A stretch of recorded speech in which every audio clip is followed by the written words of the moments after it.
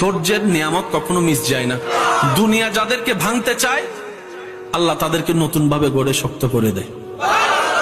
আর আল্লাহ যখন একবার শক্ত করে দিবে, নমরুদের আগুনও ইব্রাহিম নবীকে ভাঙতে পারে নাই। ইউনূস আলাইহিস সালামকে মাছের পেটে সেই মাছ ওনাকে পরাজিত করতে পারে নাই।